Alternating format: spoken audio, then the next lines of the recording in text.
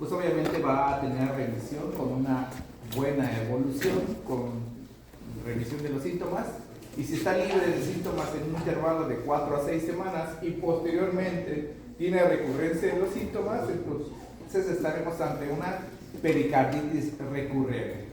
Si no hay periodo libre de síntomas y los síntomas duran de 4 a 6 semanas, tenemos una pericarditis incesante. Y cuando el proceso inflamatorio junto con los síntomas dura más de 3 meses, estamos ante una pericarditis crónica.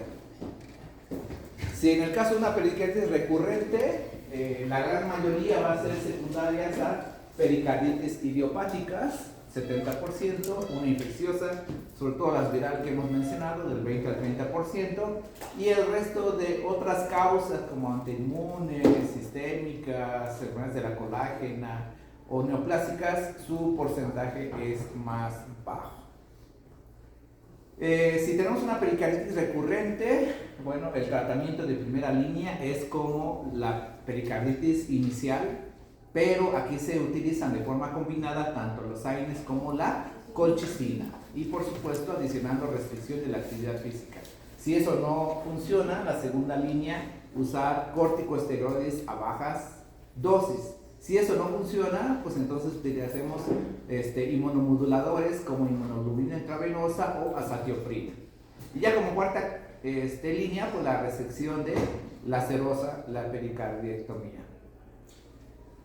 Muy bien, hemos hablado del proceso inflamatorio que es la pericarditis, la cual se define como inflamación de la serosa con o sin derrame pericárdico. Entonces hablaremos del derrame pericárdico como tal, que es la acumulación de líquido en el espacio pericárdico. Cuando esta acumulación de líquido es bastante aguda, bastante rápida o de un volumen bastante importante, pues vamos a tener compresión sobre el corazón, alteraciones hemodinámicas y entonces tendremos alteración en el llenado diastólico, reducción del gasto cardíaco, conformando lo que sería un taponamiento cardíaco. Y esto, pues bueno, puede poner incluso en peligro la vida del paciente.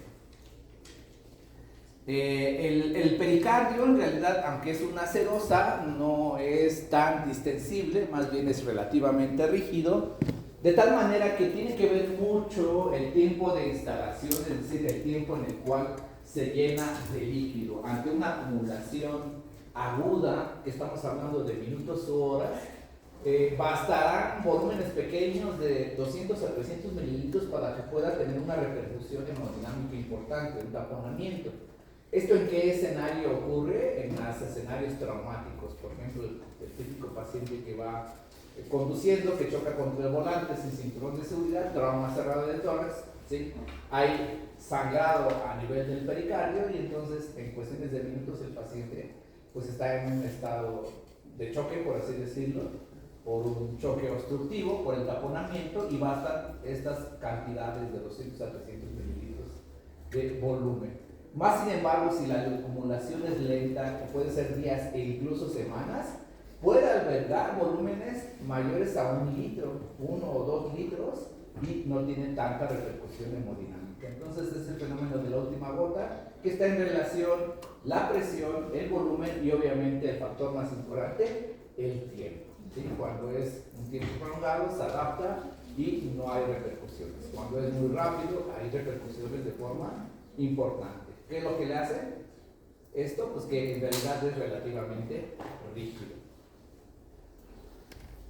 La etiología puede ser incluso, aquí mencionan intervenciones cardíacas percutáneas. El paciente que incluso es sometido a un cateterismo, ¿sí? Un recambio valvular por cateterismo igual, pues puede tener como complicación un derrame pericárdico que generalmente es de tipo hemático, formando lo que es un taponamiento.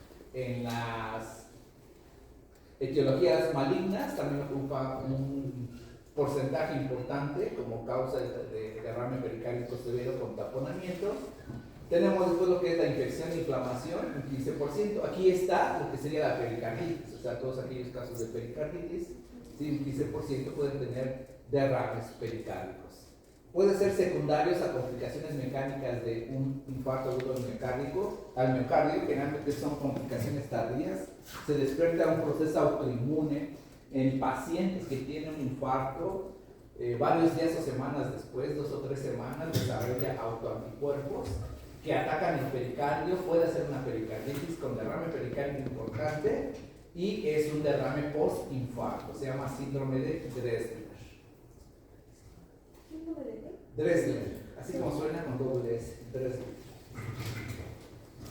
Estos derrames se van a clasificar obviamente de acuerdo a su tamaño, al tiempo de instalación, cómo está compuesto, que tiene que ver mucho con el origen, por supuesto, cómo se distribuye, cuál es la causa y si tienen alguna repercusión hemodinámica o no.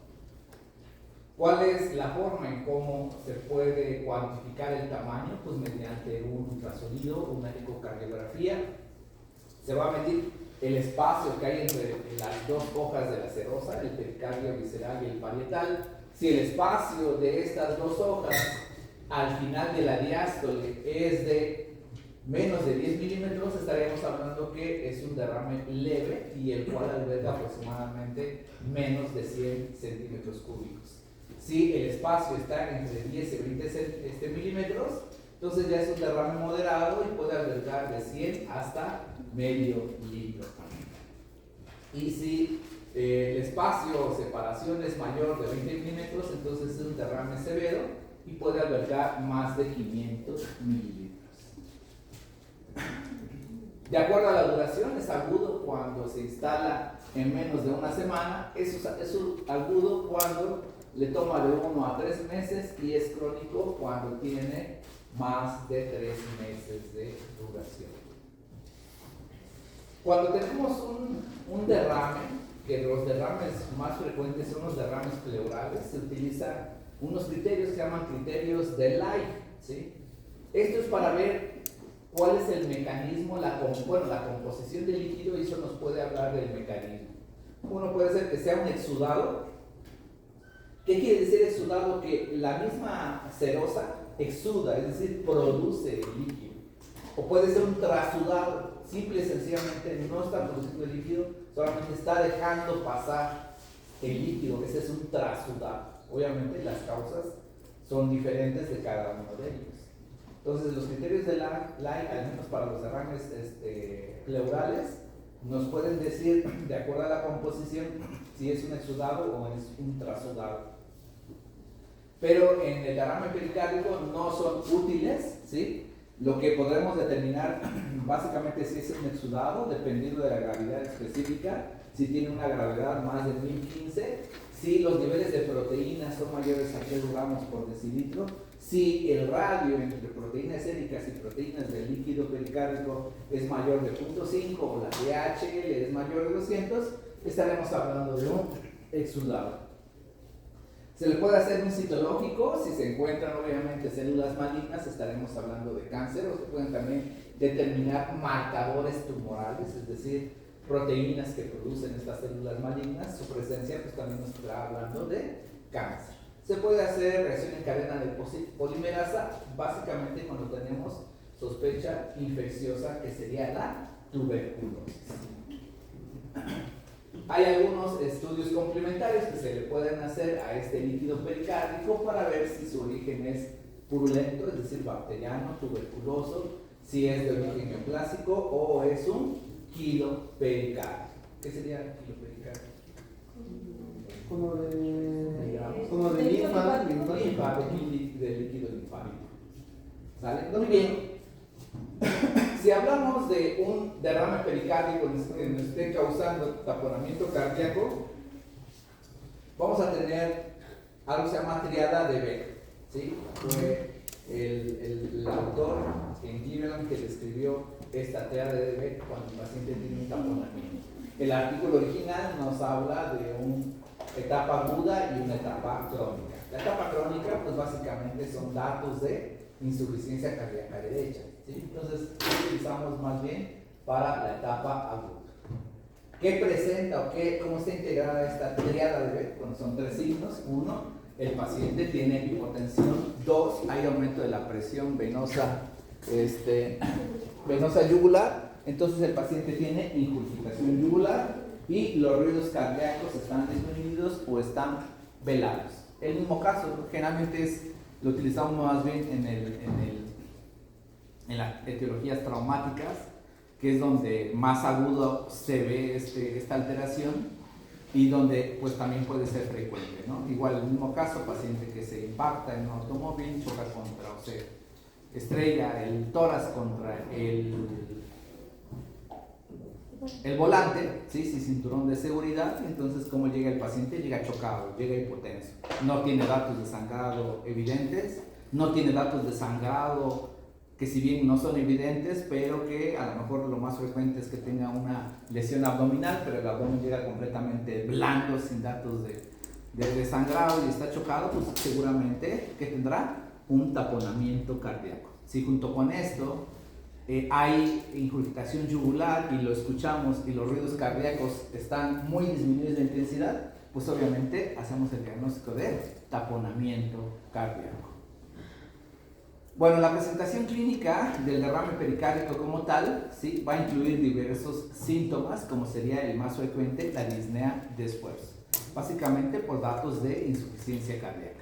Va a tener dolor torácico o sensación de plenitud. El dolor torácico es como el de la pericarditis igual, un dolor que es de tipo punzante, que se modifica con la posición o con la inspiración profunda. Puede haber fiebre del 7 al 70%, dolor abdominal básicamente por congestión hepática, puede haber bajo gasto como síncope, palpitaciones o datos de compresión local, ¿sí? El pericardio engrandado por la cantidad de líquido que tiene va a tener un efecto de masa ahí en medio del mediastino, pues va a empezar a hacer un efecto mecánico contra las diversas estructuras que lo está rodeando, ¿sí? Si está incidiendo sobre el diafragma, pues va a causar náuseas. Si tiene compresión sobre el esófago, hace disfagia. Si está comprimiendo el nervio laríngeo recurrente, pues va a ocasionar ronquera. Y si comprime el nervio frénico, va a tener singulto. ¿Qué es singulto? Hipo. Hipo. Muy bien. Bueno, en la exploración física, ¿qué vamos a tener? Signo de Edwards. ¿Alguien sabe cuál es el signo de Edwards? Bueno, el signo de Edwards es igual por el efecto de masa que existe en el mediastino, pero en el caso, si tú dices, bueno, escucho al paciente por la parte de adelante, ¿y qué vas a escuchar? Pues los ruidos cardíacos disminuidos. Pero si tú lo escuchas por la parte de atrás y por la parte de atrás izquierda, pues vas también a escuchar menos intensidad de los fenómenos acústicos de esa área, ¿no? Entonces el signo de Edwards es que en la parte posterior izquierda a nivel subescapular, es decir, la región basal, pues vamos a encontrar los ruidos respiratorios disminuidos, vamos a escuchar frote pericárdico y vamos a tener también matidez, ¿sí? Es lo que es el signo de Edwards. El signo de Kussmaul se llama pulso paradójico, ahorita en la siguiente viene explicado. Y el signo de Broadbent no es Broadbent, es Broadbent. Ese signo, recuerden que la punta del corazón, la región apical del ventrículo izquierdo, está ubicado en lo que sería el quinto espacio intercostal, más o menos en la línea medio clavicular. Se puede desplazar un poquito de forma lateral, se llama choque de la punta, ¿sí? En el signo de Broadbent, ¿sí? Cuando hay mucho líquido, en vez de que empuje hacia esa región intercostal, cuando se contrae, se deprime, entonces hace como un pequeño hoyito de ese lado, ¿sí? Es bastante raro, ¿vale? Pero en eso consiste el signo de Broadbent. Elevación de la presión venosa yugular, obviamente ingurgitación yugular, los ruidos cardíacos disminuidos de intensidad y el pulso paradójico, que sería el signo de Kussmaul. Y este es el signo de Kussmaul o pulso paradójico, fue descrito por Kussmaul en 1873. ¿Y cómo lo detectamos? Pues es una disminución de la intensidad del pulso radial durante la inspiración. Si tomamos aquí el pulso de la radial, pues vamos a sentir que cada vez que se contrae, es decir, durante la sístole, cuando lo sentimos, es una intensidad regular, homogénea. En el de Kussmaul, ¿qué es lo que pasa?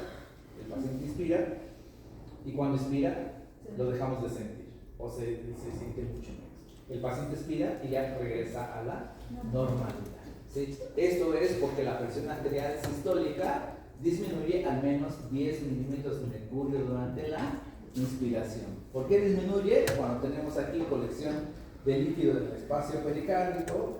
Cuando el paciente inspira, que es lo que pedimos que haga, aumenta el retorno venoso, ¿sí? Se llena mucho más el ventrículo derecho, y no es que se llene mucho más, sino como está empujado por el líquido pericárdico, empuja al septum interventricular, reduciéndole espacio al ventrículo izquierdo. Entonces se llena menos, y al llenarse menos expulsa menor cantidad de sangre. Entonces durante la inspiración el ventrículo izquierdo, el volumen láctico está disminuido, y obviamente también por eso disminuye la presión arterial sistólica y disminuye la intensidad del líquido.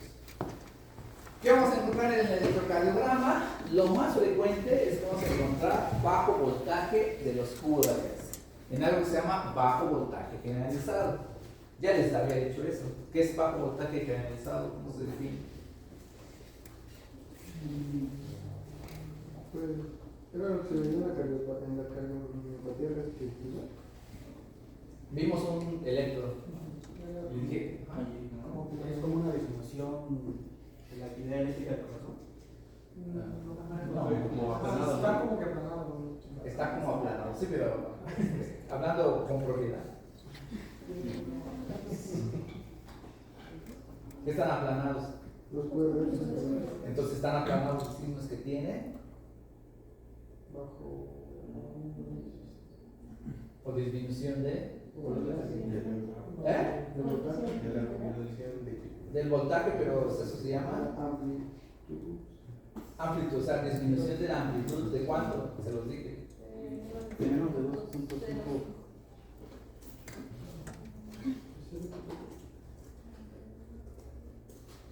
Eso dije. ¿Eh? 2.5 cuadritos. ¿Eh? 2.5. No. No. Menor a 5 cuadritos, menor a 0.5, ¿sí? Milivolts. ¿En dónde? También se los dije. Los En precordiales. el electro. Que digan las del plano frontal. En las derivaciones del plano frontal, ¿qué son? También se los pregunté. De ¿Cuáles son? 1, de 2, de 3, A, de F, De 1, de 2, de 3, ABR, AB y AB, ¿sí? Entonces, bajo voltaje generalizado es QRS de menor amplitud, menores a 0.5 milivolts en las derivaciones o en todas las derivaciones del plano frontal, ¿vale? Eso es lo que más vamos a encontrar en el electrocardiograma. También podemos encontrar, obviamente, ¿qué hice? A lo mejor se bloqueó la pantalla. Vale. Vamos a encontrar taquicardia, ¿sí? Vamos a encontrar alternancia eléctrica. De hecho, este trazo tiene alternancia eléctrica, ¿sí? ¿Qué es lo que vemos? Un QRS normal, un QRS de menor intensidad, un QRS normal, y así van alternando. Morfologías diferentes del QRS. No quiere decir que son extrasístoles, porque si fueran extrasístoles serían latidos adelantados. Y al intestino, los RR son completamente regulares, ¿sí? Entonces, ¿qué tenemos? Alternancia eléctrica, que puede ser causado por quién? Por derrame pericárdico. Podemos tener arritmias auriculares y también depresión del segmento ST, como aquí un poquito. La alteración eléctrica no se escucharía en... Pues sí, por eso se oyen velados los ruidos. ¿Cómo? solamente... La alteración eléctrica no la escuchas. Pero sí se traduce a la actividad Pero mecánica. ¿Vale? Pero digo que se puede traducir a la actividad mecánica con los ruidos cardíacos que están disminuidos. Pero no es tanto que sea actividad mecánica, sino es la actividad acústica secundaria de la actividad mecánica. ¿Sí? Simple y sencillamente, pues el líquido hace una barrera. Por eso se oye menos. ¿Y se pueden ver en las precordiales también en el bajo voltaje? No. No, o sea, sí puede haber bajo voltaje, pero no lo vas a encontrar con esa disminución de menos de 0.5 como criterio electrocardiográfico diagnóstico. Porque como las precordiales están luego, pues las van a captar bien, pues. ¿Sí? Muy bien. A nivel de la radiografía, pues ¿qué vamos a ver? Pues aumento del tamaño de la silueta cardíaca, ¿sí? Se llama signo de derrame, ¿sí? Obviamente que si es un derrame leve, pues vamos a ver incluso una silueta cardíaca normal. Esto se da cuando el derrame es moderado o severo, mayor a 300 mililitros. Muy bien. También en la tomografía de tórax podemos ver algunos datos, aunque no es un estudio que sea tan fácil de obtener. Vamos a ver alguna lesión extracardíaca, se puede medir el grosor del pericardio, si hay presencia de clasificaciones, si el derrame está localizado, ¿sí? Y también se pueden medir las unidades Hounsfield para ver cuál es su composición. ¿Qué son unidades Hounsfield? Simplemente son el nivel del pixelado que tiene, por así decirlo, ¿sí? Ahí hay una función en el tomógrafo que tú le dices ahí medir unidades Hounsfield, y el cursor que lo que hace es nada más lo posiciones sobre la imagen que quieras medir y ya te da automáticamente las unidades Hounsfield. Si es agua, que estemos hablando de trasudados o exudados, va a ser menos de 10 unidades Hounsfield. Si es sangre, pues vamos a tener ahí unidades Hounsfield más aumentadas, mayor de 60. Si es hilo pericárdico, de 60 a 80, ¿sí? Dependiendo. O sea, nos puede dar una idea de cómo está compuesto ese derrame. Ese es contrastado, ¿verdad? Sí. No. ¿O es simple? Simple. Muy bien. Entonces, este es un algoritmo para el tamponamiento cardíaco, ¿sí? Si nosotros sospechamos que es de origen bacteriano o neoplásico, directamente se tiene que drenar. Si no es, descartamos que es bacteriano o neoplásico, entonces vemos si hay marcadores inflamatorios elevados. Si hay marcadores inflamatorios elevados, pues usted tiene pericarditis, y es un derrame pericárdico en el contexto de una pericarditis, que es, pues le damos tratamiento antiinflamatorio. Si no tiene marcadores inflamatorios elevados, pero está asociado con alguna enfermedad crónica, ¿sí? Como podría ser que pues un derrame pericárdico como enfermedad renal crónica, ¿sí? Entonces tratamiento de la enfermedad renal crónica, ¿sí? Diuréticos, diálisis, hemodiálisis, etc. Si no está asociado a una enfermedad crónica, vemos si es grande. Si no es grande, pues solamente se le da seguimiento. Si es grande, mayor de 20 milímetros la separación, ya es uno severo. Entonces lo que hay que hacer es drenar. El estudio de lesión, que habíamos dicho que es el ecocardiograma, nos ayuda a determinar el tamaño, la posición, y obviamente que es útil para el tratamiento y también para el seguimiento. El tratamiento dependerá de la causa, ya habíamos dicho, pero si es alguna causa o llegamos en algún punto del algoritmo al drenaje, este se hace por pericardiocentesis o con abordaje quirúrgico. Sobre todo el abordaje quirúrgico, es decir, cirugía abrir el pericardio, se prefiere en etiologías purulentas, cuando sea de difícil acceso, por un paciente muy gordito, cuando falló la pericardiocentesis o cuando los volúmenes son grandes. Si el paciente es meritorio de pericardiocentesis, este procedimiento se hace aquí con una aguja, una jeringa, se localiza el apéndice sifoides, 1 a 3 centímetros o a este nivel, más o menos 1 centímetro abajo.